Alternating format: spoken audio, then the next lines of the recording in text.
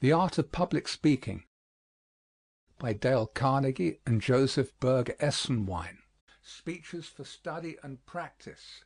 William Jennings Bryan, The Prince of Peace, 1894. I offer no apology for speaking upon a religious theme, for it is the most universal of all themes. I am interested in the science of government, but I am interested more in religion than in government. I enjoy making a political speech. I've made a good many and shall make more, but I would rather speak on religion than on politics. I commenced speaking on the stump when I was only 20, but I commenced speaking in the church 6 years earlier, and I shall be in the church even after I am put out of politics. I feel sure of my ground when I make a political speech, but I feel even more certain of my ground when I make a religious speech. If I address you upon the subject of law, I might interest the lawyers. If I discuss the science of medicine, I might interest the physicians. In like manner, merchants might be interested in comments on commerce, and farmers in matters pertaining to agriculture. But no one of these subjects appeals to all.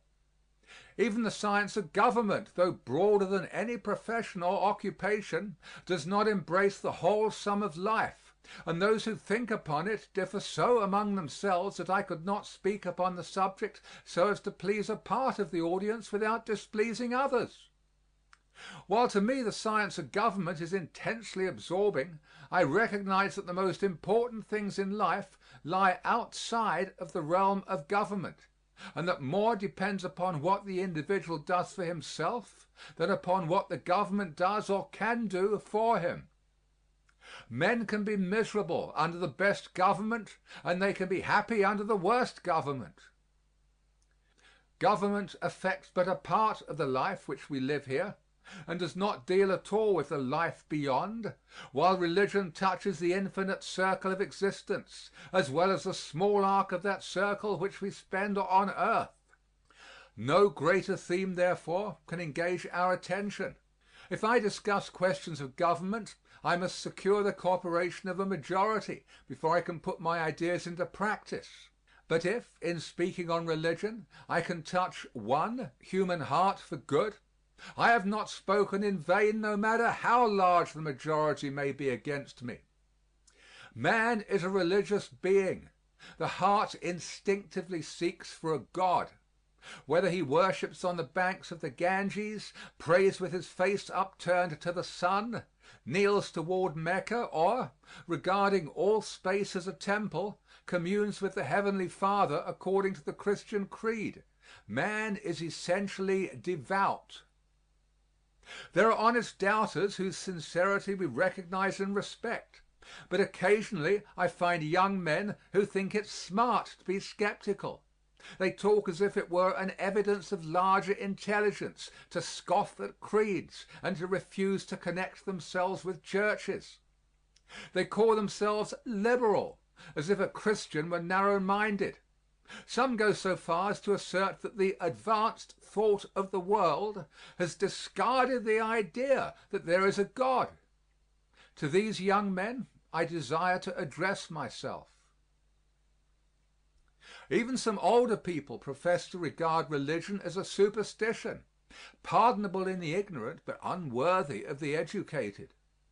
Those who hold this view look down with mild contempt upon such as give to religion a definite place in their thoughts and lives. They assume an intellectual superiority and often take little pains to conceal the assumption. Tolstoy administers to the cultured crowd, the words quoted are his, a severe rebuke when he declares that the religious sentiment rests not upon a superstitious fear of the invisible forces of nature, but upon man's consciousness of his finiteness amid an infinite universe and of his sinfulness. And this consciousness, the great philosopher adds, man can never outgrow. Tolstoy is right. Man recognizes how limited are his own powers and how vast is the universe, and he leans upon the arm that is stronger than his. Man feels the weight of his sins and looks for one who is sinless. Religion has been defined by Tolstoy as the relation which man fixes between himself and his God, and morality as the outward manifestation of this inward relation.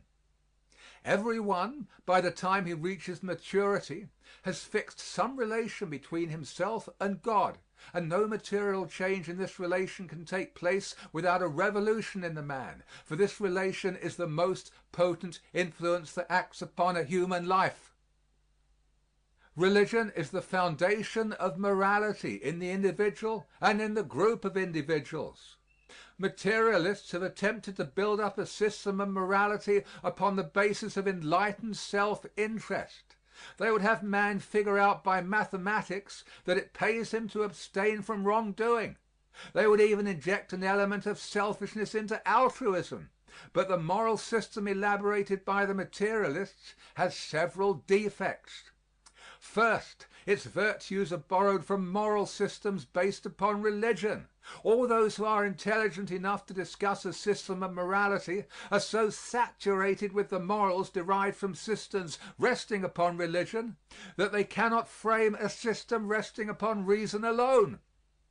Second, as it rests upon argument rather than upon authority, the young are not in a position to accept or reject. Our laws do not permit a young man to dispose of real estate until he is 21. Why this restraint? Because his reason is not mature. And yet a young man's life is largely molded by the environment of his youth. Third, one never knows just how much of his decision is due to reason and how much is due to passion or to selfish interest. Passion can dethrone the reason. We recognize this in our criminal laws. We also recognize the bias of self-interest when we exclude from the jury every man, no matter how reasonable or upright he may be, who has a pecuniary interest in the result of the trial. And fourth, one whose morality rests upon a nice calculation of benefits to be secured spends time figuring that he should spend in action. Those who keep a book account of their good deeds seldom do enough good to justify keeping books. A noble life cannot be built upon an arithmetic. It must be rather like the spring that pours forth constantly of that which refreshes and invigorates. Morality is the power of endurance in man, and a religion which teaches personal responsibility to God gives strength to morality. There is a powerful restraining influence in the belief that an all-seeing eye scrutinizes every thought and word and act of the individual. There is wide difference between the man who is trying to conform his life to a standard of morality about him and the man who seeks to make his life approximate to a divine standard. The former attempts to live up to the standard if it is above him, and down to it if it is below him. And if he is doing right only when others are looking, he is sure to find a time when he thinks he is unobserved, and then he takes a vacation and falls. One needs the inner strength which comes with the conscious presence of a personal God. If those who are thus fortified sometimes yield to temptation, how helpless and hopeless must those be who rely upon their own strength alone. There are difficulties to be encountered in religion, but there are difficulties to be encountered everywhere. If Christians sometimes have doubts and fears, unbelievers have more doubts and greater fears. I passed through a period of skepticism when I was in college, and I have been glad ever since that I became a member of the church before I left home for college, for it helped me during those trying days. And the college days cover the dangerous period in the young man's life. He is just coming into possession of his powers and feels stronger than he ever feels afterward, and he thinks he knows more than he ever does know. It was at this period that I became confused by the different theories of creation. But I examined these theories and found that they all assumed something to begin with. You can test this for yourselves. The nebula hypothesis, for instance, assumes that matter and force existed, matter in particles infinitely fine, and each particle separated from every other particle by space infinitely great. Beginning with this assumption, force working on matter, according to this hypothesis, created a universe. Well, I have a right to assume, and I prefer to assume, a designer back of the design, a creator back of the creation. And no matter how long you draw out the process of creation, so long as God stands back of it, you cannot shake my faith in Jehovah.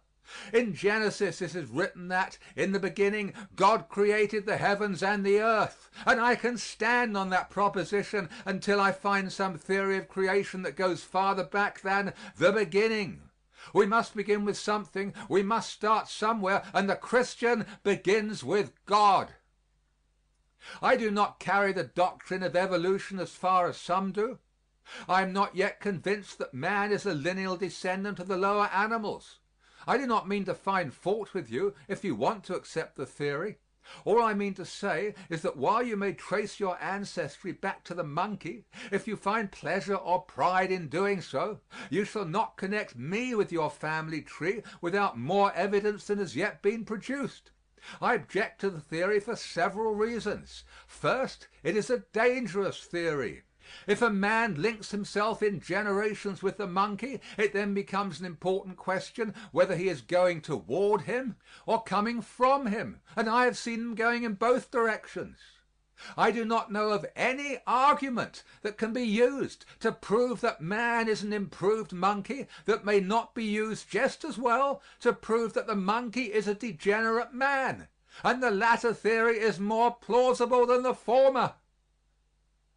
It is true that man in some physical characteristics resembles the beast, but man has a mind as well as a body, and a soul as well as a mind. The mind is greater than the body, and the soul is greater than the mind, and I object to having man's pedigree traced on 1/3 of him only, and that the lowest third.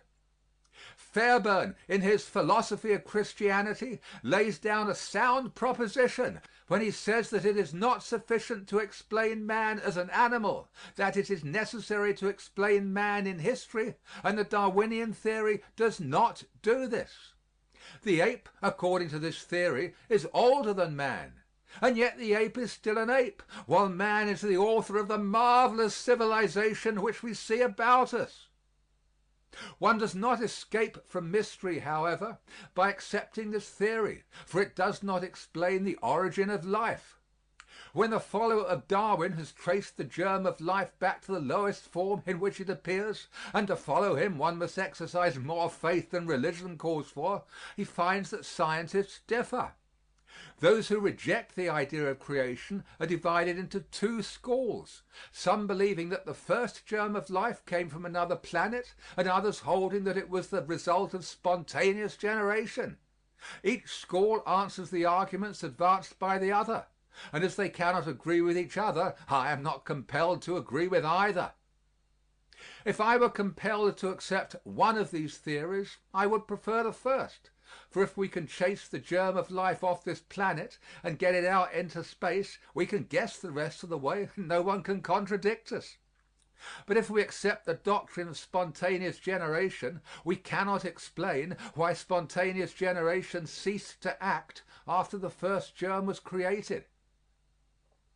Go back as far as we may, we cannot escape from the creative act. And it is just as easy for me to believe that God created man as he is, as to believe that, millions of years ago, he created a germ of life and endowed it with power to develop into all that we see today.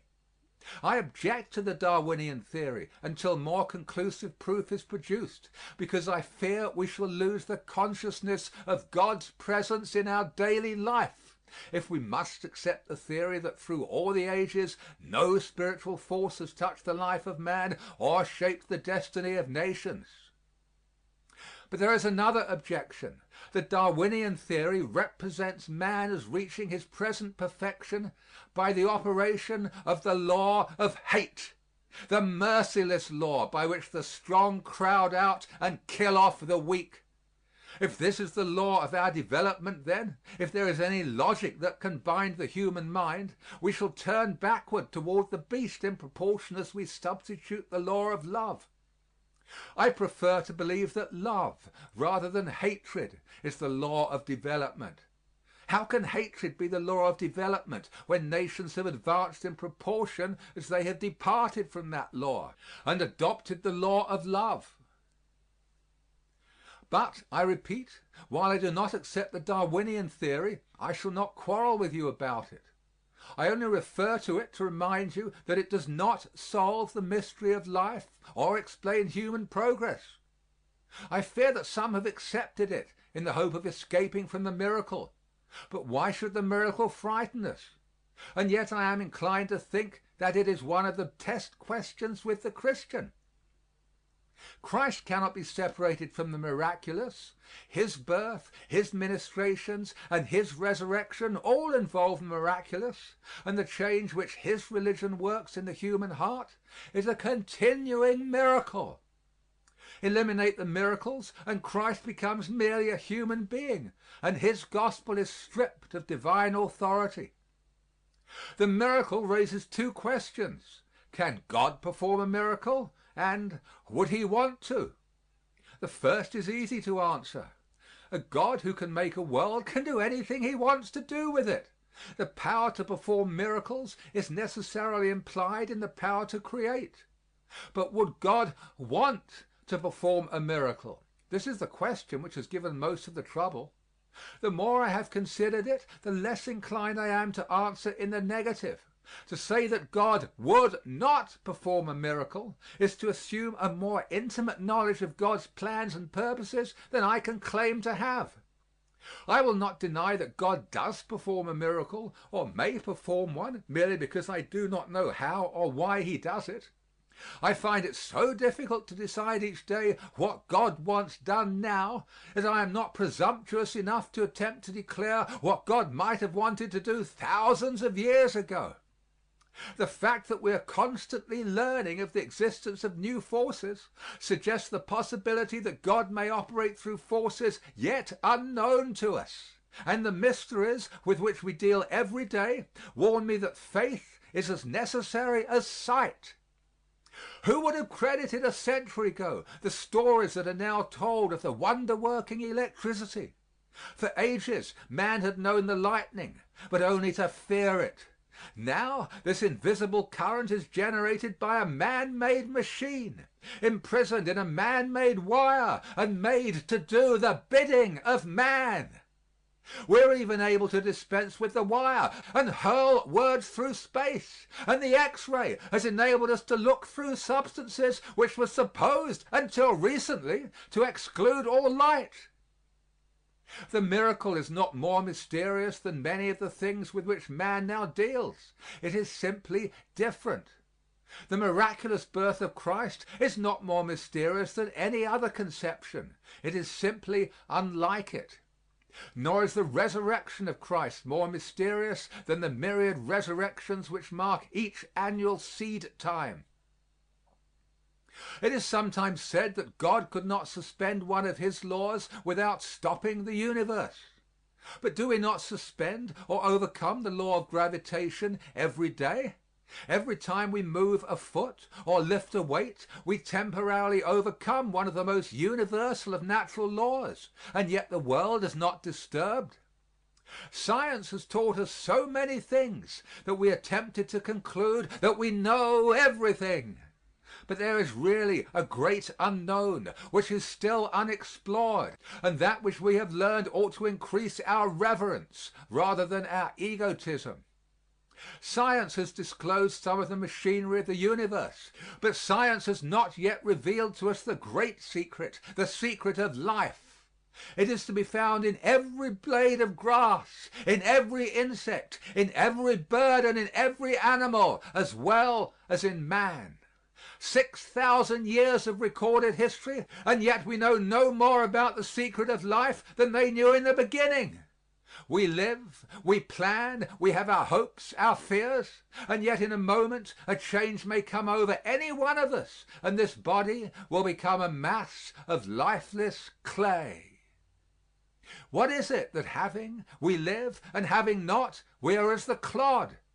The progress of the race and the civilization which we now behold are the work of men and women who have not yet solved the mystery of their own lives. And our food, must we understand it before we eat it? If we refused to eat anything until we could understand the mystery of its growth, we would die of starvation.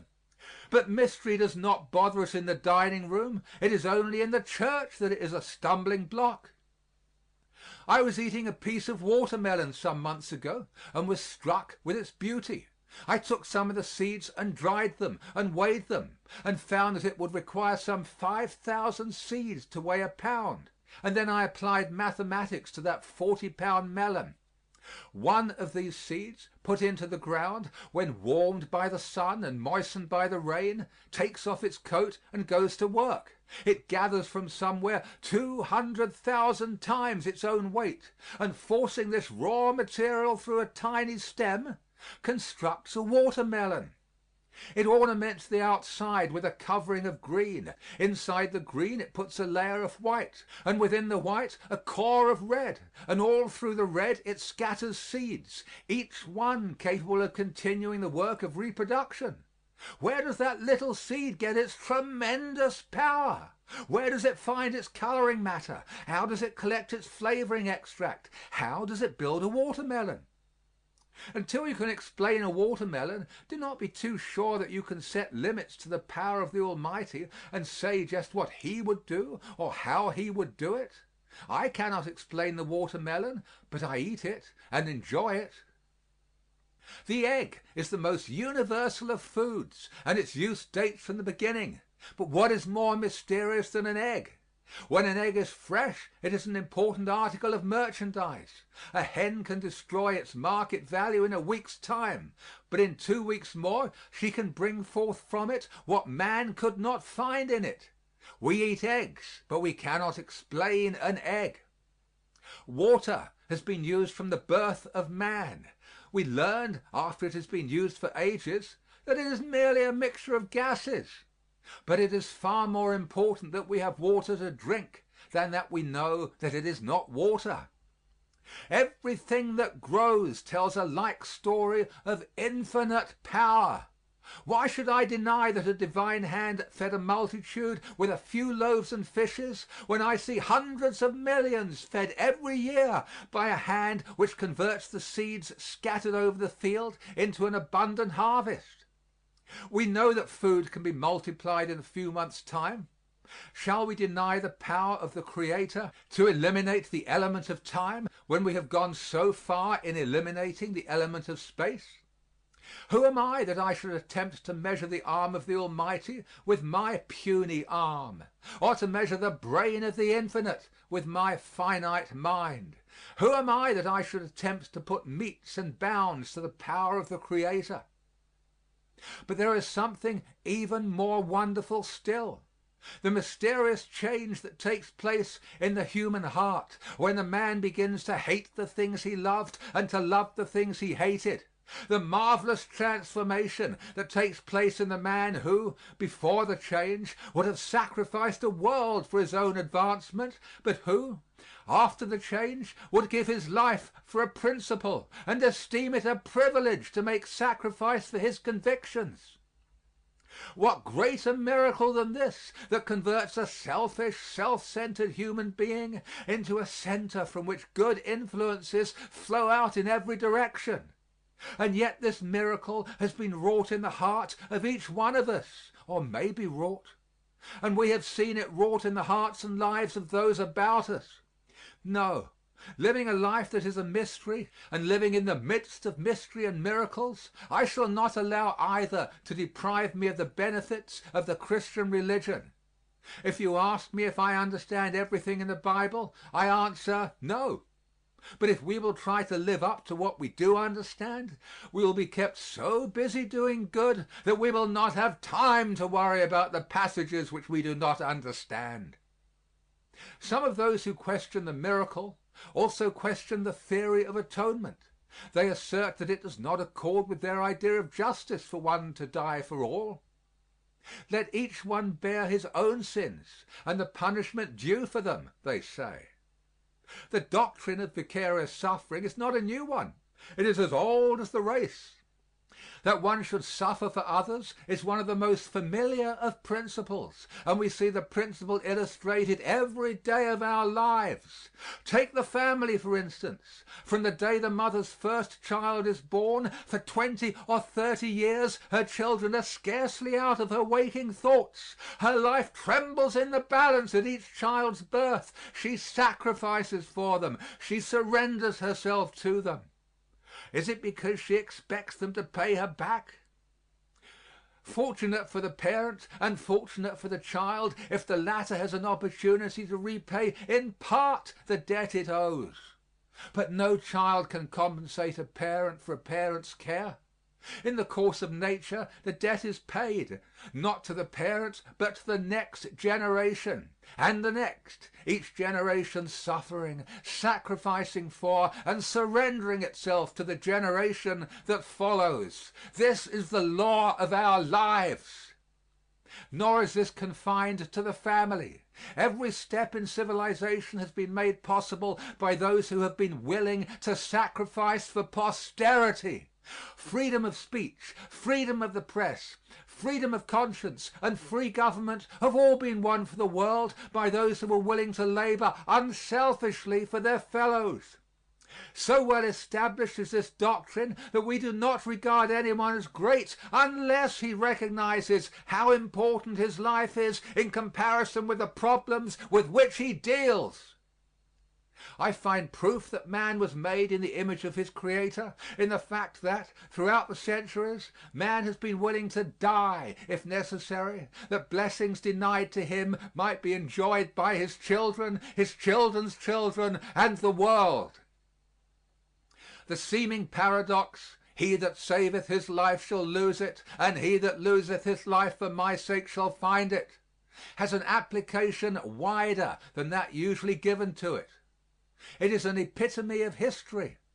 Those who live only for themselves live little lives, but those who stand ready to give themselves for the advancement of things greater than themselves find a larger life than the one they would have surrendered.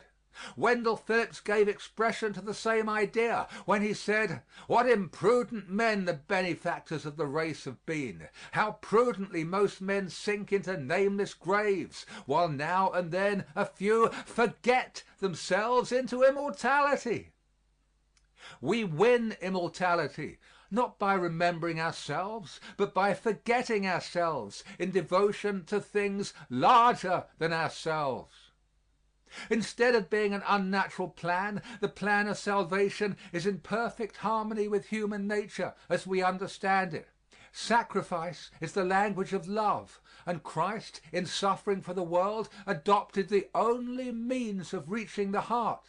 This can be demonstrated not only by theory but by experience, for the story of his life, his teachings, his sufferings, and his death has been translated into every language, and everywhere it has touched the heart.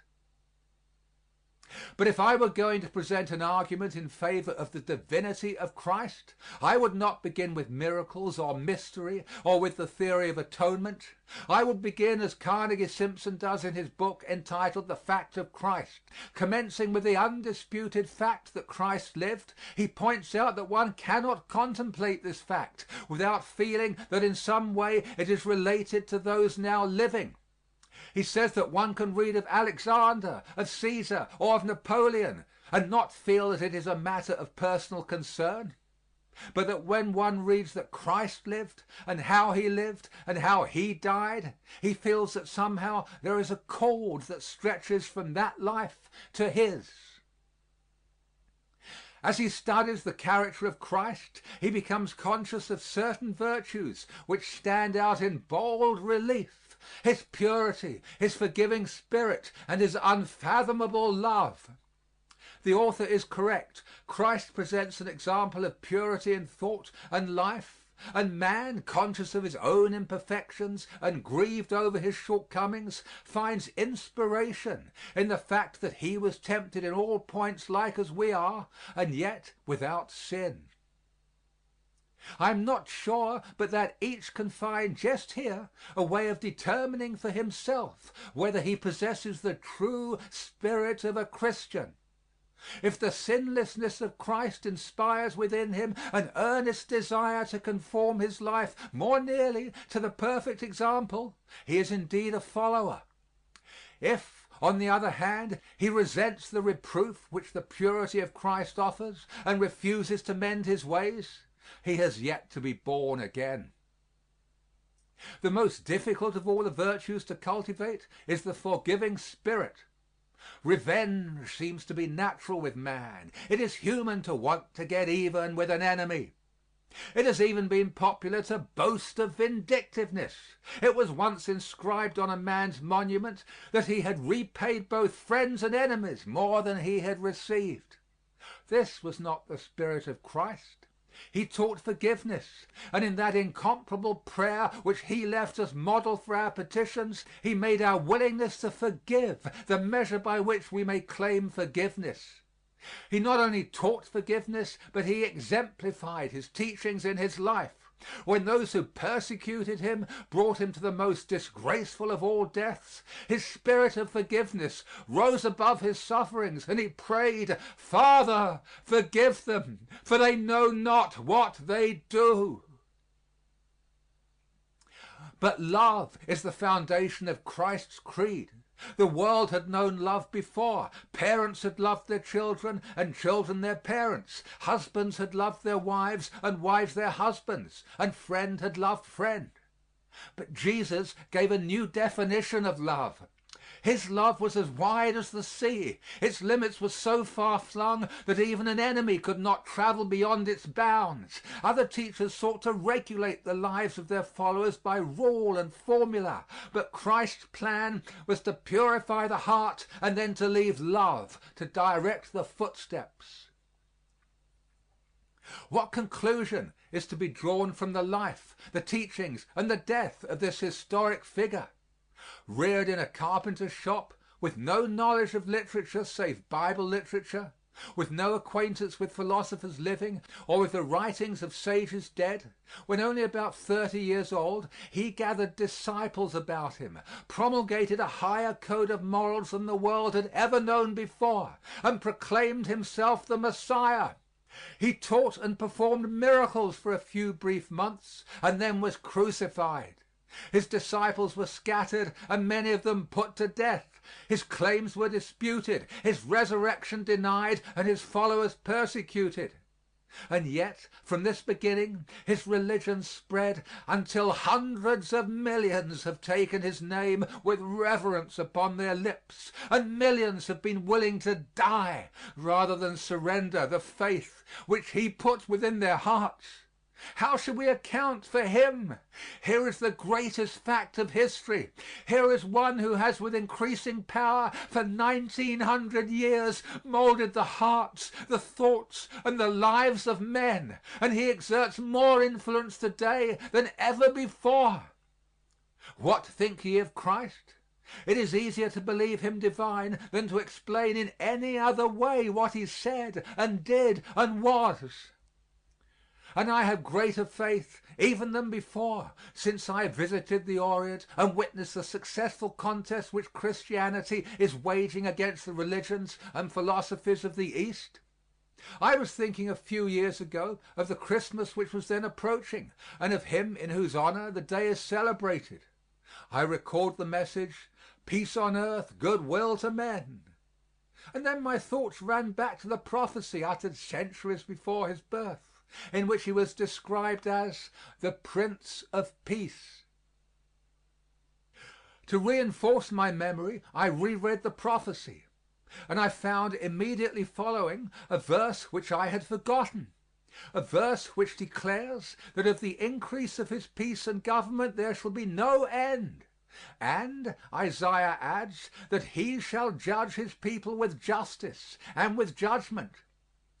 I had been reading of the rise and fall of nations, and occasionally I had met a gloomy philosopher who preached the doctrine that nations, like individuals, must of necessity have their birth, their infancy, their maturity, and finally their decay and death.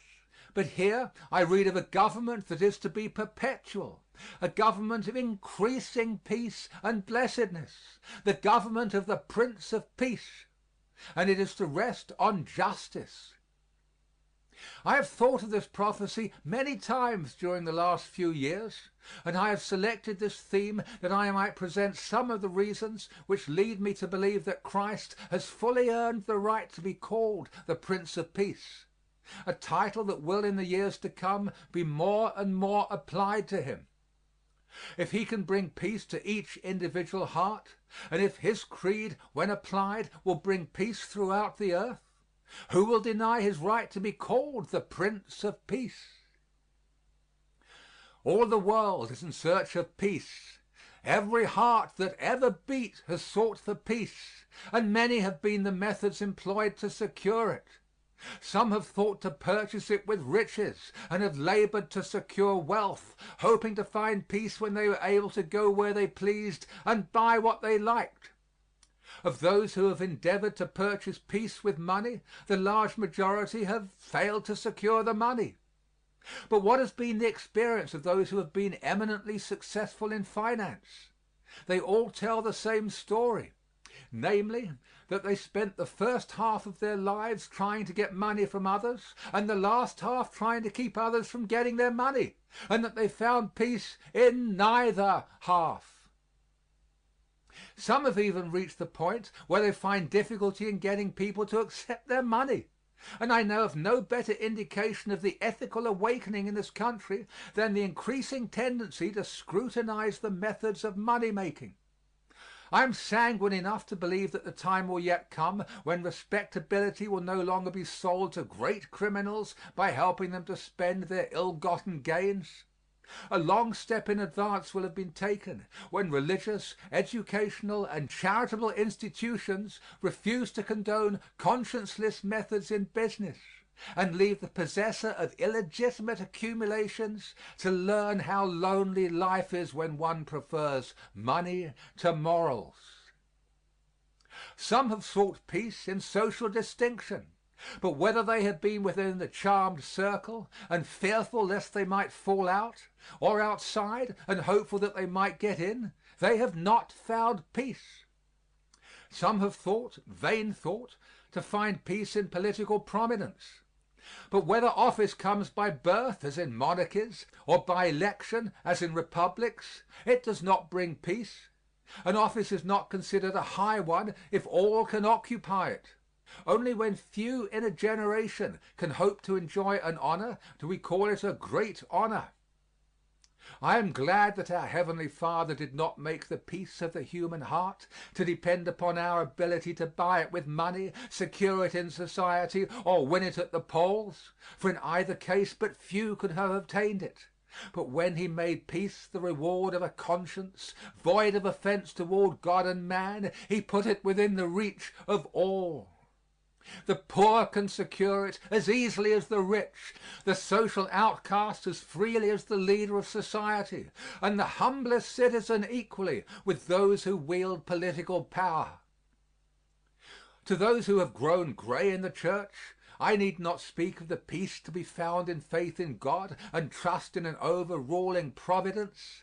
Christ taught that our lives are precious in the sight of God, and poets have taken up the thought and woven it into immortal verse. No uninspired writer has expressed it more beautifully than William Cullen Bryant in his Ode to a Waterfowl.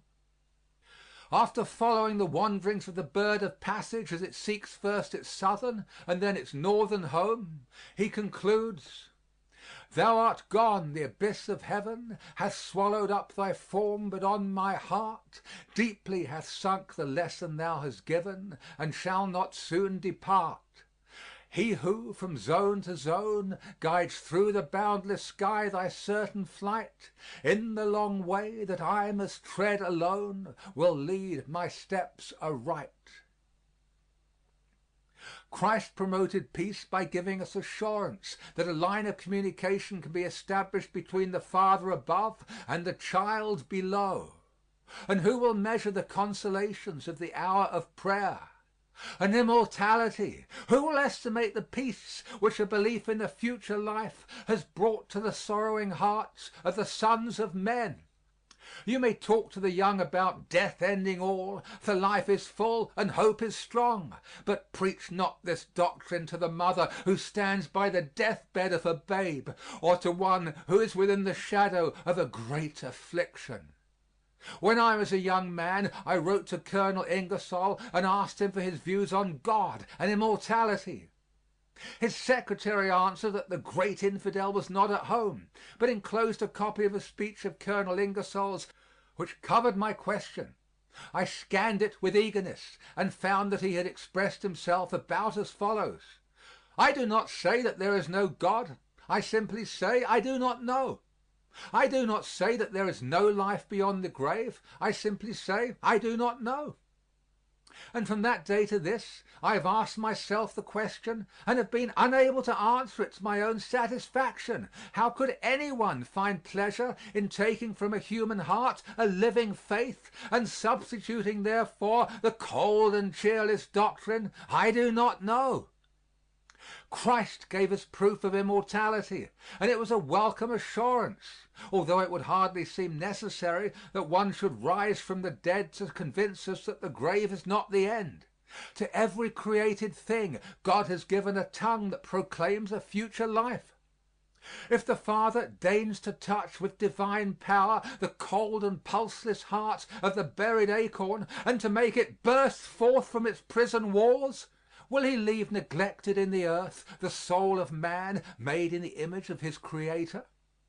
If he stoops to give to the rosebush, whose withered blossoms float upon the autumn breeze, the sweet assurance of another springtime, will he refuse the words of hope to the sons of men when the frosts of winter come?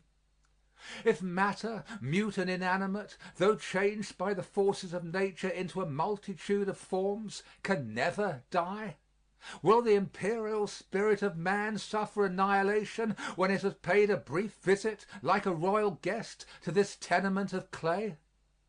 No, I am sure that he who, notwithstanding his apparent prodigality, created nothing without a purpose and wasted not a single atom in all his creation, has made provision for a future life in which man's universal longing for immortality will find its realization. I am as sure that we live again as I am sure that we live today.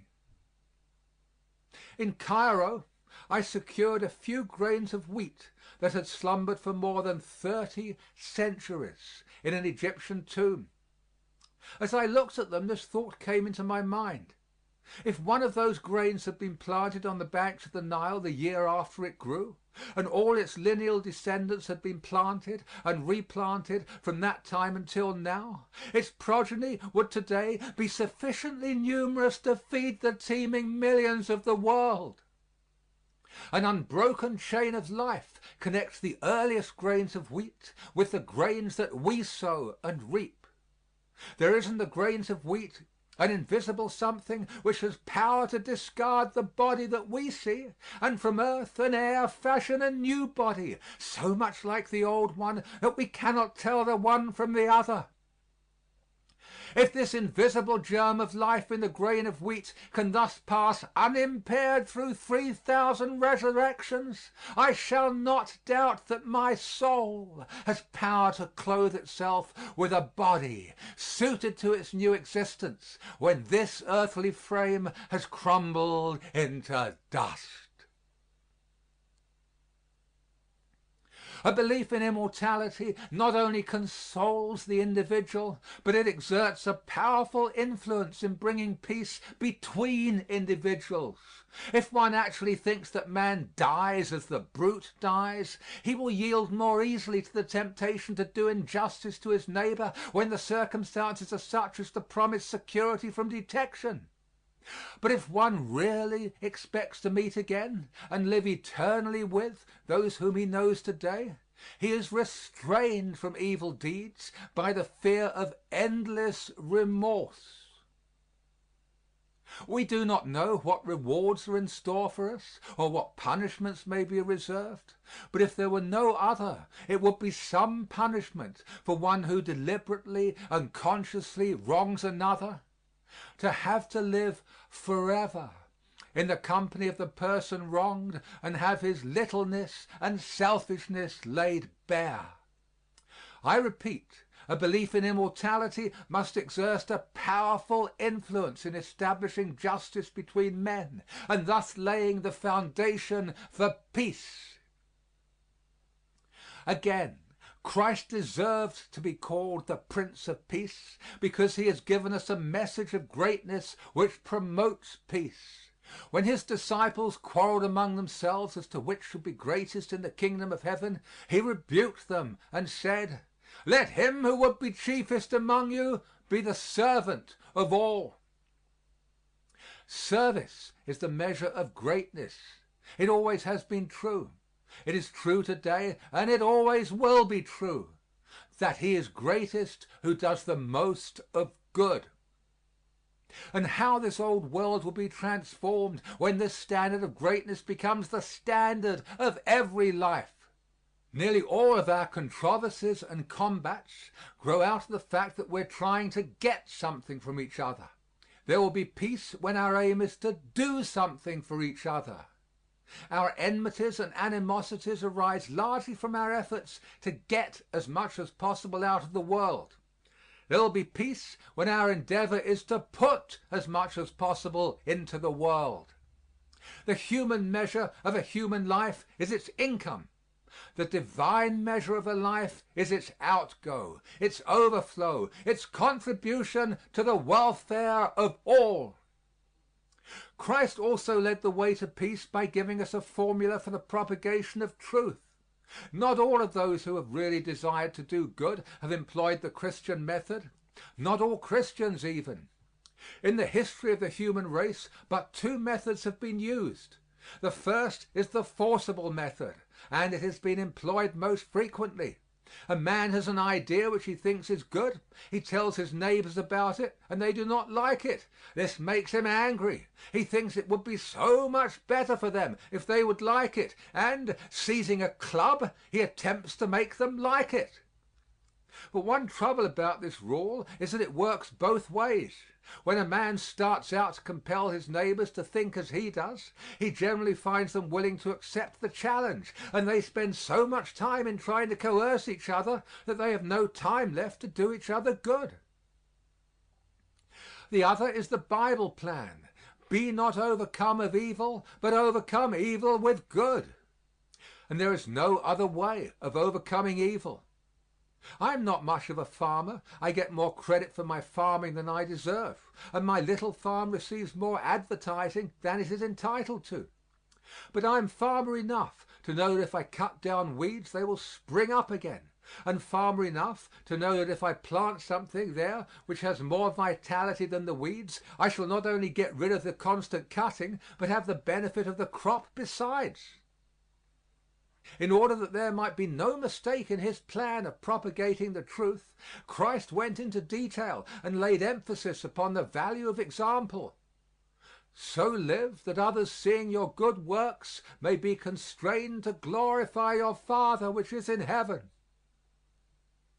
There is no human influence so potent for good as that which goes out from an upright life. A sermon may be answered, the arguments presented and the speech may be disputed, but no one can answer a Christian life. It is the unanswerable argument in favor of our religion.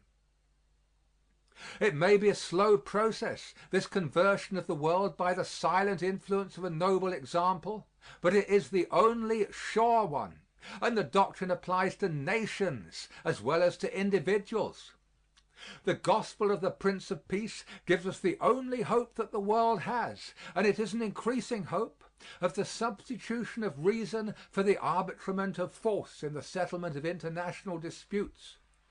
And our nation ought not to wait for other nations. It ought to take the lead and prove its faith in the omnipotence of truth.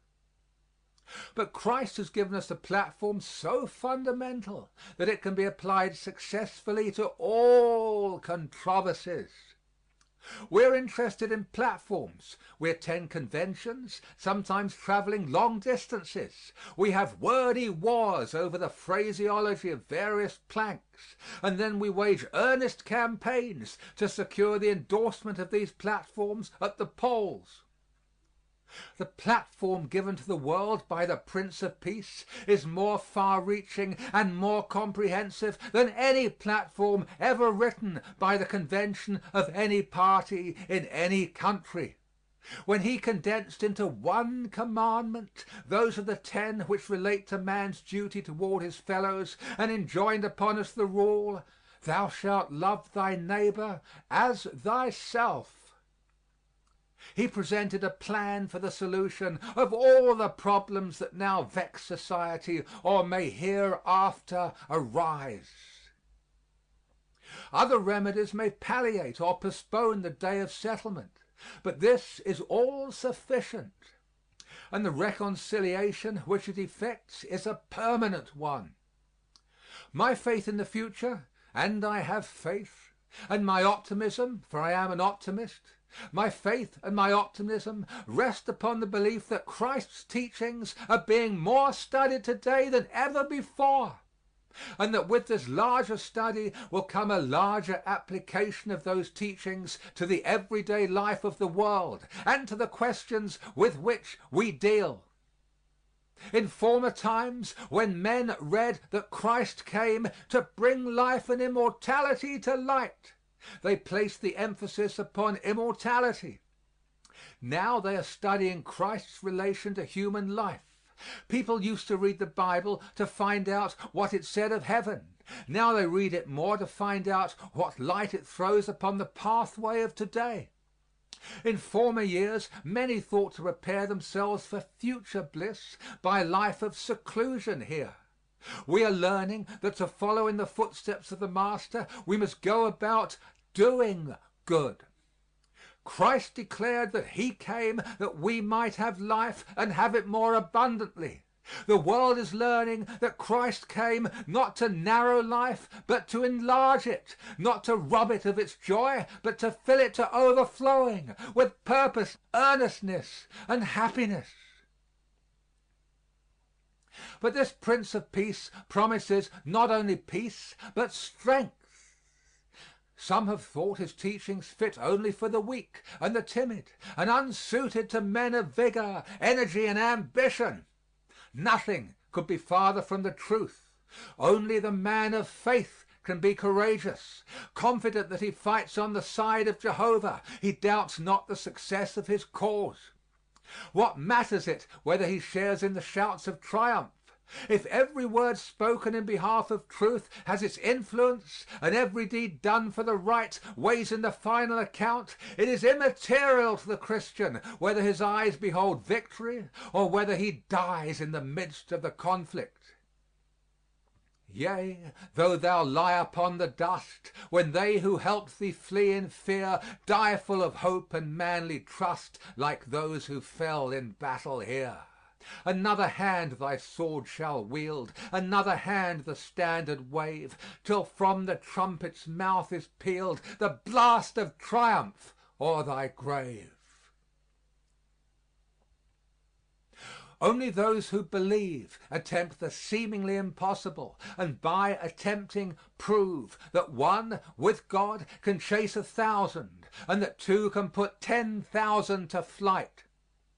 I can imagine that the early Christians who were carried into the Colosseum to make a spectacle for those more savage than the beasts were entreated by their doubting companions not to endanger their lives. But, kneeling in the center of the arena, they prayed and sang until they were devoured. How helpless they seemed, and measured by every human rule, how hopeless was their cause. And yet, within a few decades, the power which they invoked proved mightier than the legions of the emperor, and the faith in which they died was triumphant o'er all the land. It is said that those who went to mock at their sufferings returned asking themselves, What is it that can enter into the heart of man and make him die as these die? They were greater conquerors in their death than they could have been had they purchased life by a surrender of their faith. What would have been the fate of the church if the early Christians had had as little faith as many of our Christians of today? And if the Christians of today had the faith of the martyrs, how long would it be before the fulfillment of the prophecy that every knee shall bow and every tongue confess? I am glad that he who is called the Prince of Peace, who can bring peace to every troubled heart, and whose teachings, exemplified in life, will bring peace between man and man, between community and community, between state and state, between nation and nation throughout the world. I am glad that he brings courage as well as peace, so that those who follow him may take up and each day bravely do the duties that to that day fall. As the Christian grows older, he appreciates more and more the completeness with which Christ satisfies the longings of the heart, and, grateful for the peace which he enjoys and the strength which he has received, he repeats the words of the great scholar Sir William Jones: "Before thy mystic altar, heavenly truth, I kneel in manhood as I knelt in youth. Thus let me kneel till this dull form decay, and life's last shade be brightened by thy ray." End of section 45.